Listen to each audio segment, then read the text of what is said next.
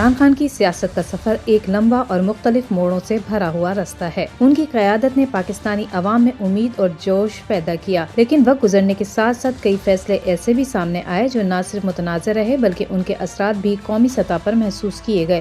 ان کے چند فیصلے اور اقدامات جن کا مقصد ایک خاص نقطہ نظر یا ایجنڈا حاصل کرنا تھا، پاکستان کی سیاسی اور معاشی صورتحال کو مزید پیچیدہ بنا گئے۔ عمران خان کے ناقدین اکثر ان کی سیاسی حکمت عملی کو غیر حقیقی اور غیر عملی قرار دیتے ہیں۔ ان کے اقتدار کے دوران کئی اہم مواقع پر فیصلوں کی کمی یا غیر مناسب فیصلے دیکھنے کو ملے۔ مثلا ان کا یہ اصرار کہ وہ کسی بھی صورت اپوزیشن کے ساتھ مذاکرات نہیں کریں گے ان کے لیے مسائل کا باعث بنا۔ ایک کامیاب سیاسی رہنما کے لیے ضروری ہے کہ وہ اختلافات کو ختم کرنے اور اتفاق رائے پیدا کرنے کی صلاحیت رکھتا ہو، لیکن عمران خان نے اپنے رویے سے یہ تاثر دیا کہ وہ سمجھوتے کے لیے تیار نہیں ہے۔ اس ضد نے نہ صرف پارلیمنٹ کو کمزور کیا بلکہ جمہوری عمل پر بھی منفی اثر ڈالا۔ دوسری بڑی غلطی ان کا عالمی برادری اور خاص طور پر مغربی طاقتوں کے ساتھ تعلقات کے حوالے سے غیر متوازن رویہ تھا۔ انہوں نے ایک طرف امریکہ کے خلاف سخت بیانات دیے اور دوسری طرف چین اور روس کے ساتھ قریبی تعلقات کی کوشش کی۔ اس غیر واضح حکمت عملی نے پاکستان کی خارجہ پالیسی کو غیر یقینی صورتحال میں ڈال دیا۔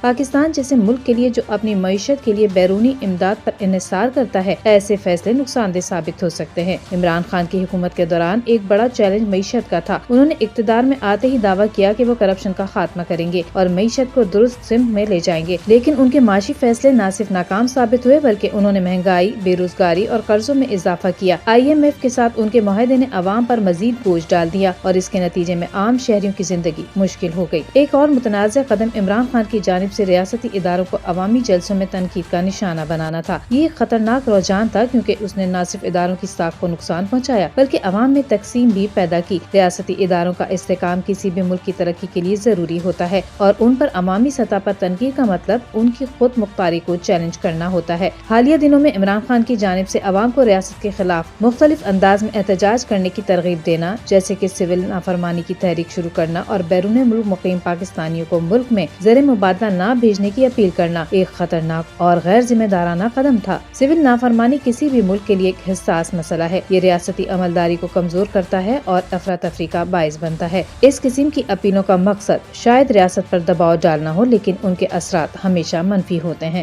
زیر مبادلہ کی ترسیل کسی بھی ترقی پذیر ملک کے لیے ایک اہم ذریعہ ہوتی ہے اور پاکستان بھی بیرون ملک مقیم پاکستانیوں کی جانب سے بھیجے گئے زیر مبادلہ پر انحصار کرتا ہے۔ عمران خان کی یہ اپیل کہ بیرون ملک پاکستانی زیر مبادلہ نہ بھیجیں، ملک کی معیشت کو مزید نقصان پہنچا سکتی ہے۔ یہ اپیل نہ صرف غیر ذمہ دارانہ تھی بلکہ ایک قومی نقصان کے مترادف بھی تھی۔ ایک رہنما کے لیے ضروری ہے کہ وہ اپنے ملک کی معیشت کو مضبوط کرنے کے لیے عوام کی رہنمائی کرے، نہ کہ انہیں ایسے اقدامات کی ترغیب دے جو معیشت کو کمزور کریں۔ عمران خان کی سیاست میں ایک اور بڑا مسئلہ ان کا خود کو واحد نجات دہندہ کے طور پر پیش کرنا ہے۔ وہ اکثر یہ تاثر دیتے ہیں کہ ان کے علاوہ کوئی اور ملک کو بحرانوں سے نکالنے کی صلاحیت ہی نہیں رکھتا۔ یہ رویہ نہ صرف جمہوری اصولوں کے خلاف ہے بلکہ اس سے عوام میں دیگر قیادات کے بارے میں بد اعتمادی پیدا ہوتی ہے۔ ایک کامیاب جمہوریت کے لیے ضروری ہے کہ مختلف قیادتیں اپنی ذمہ داریاں ادا کریں اور عوام کو یہ یقین ہو کہ ملک کی بھلائی کے لیے سب مل کر کام کر سکتے ہیں۔ عمران خان کی جانب سے حالیہ دنوں میں دیے گئے بیانات اور اپیلوں نے ان کی سیاست کو ایک خطرناک رخ دیا ہے۔ ان کی جانب سے عوام کو ریاست کے خلاف اٹھ کھڑے ہونے کی ترغیب دینا، چاہے وہ سول نافرمانی ہو یا دیگر ذرائع سے ریاست کو کمزور کرنے کی کوشش، ملک کے لیے کسی بھی صورت فائدہ مند ثابت نہیں ہو سکتی۔ ایسے بیانات نہ صرف عوام میں انتشار پیدا کرتے ہیں بلکہ بین الاقوامی سطح پر بھی پاکستان کی ساکھ کو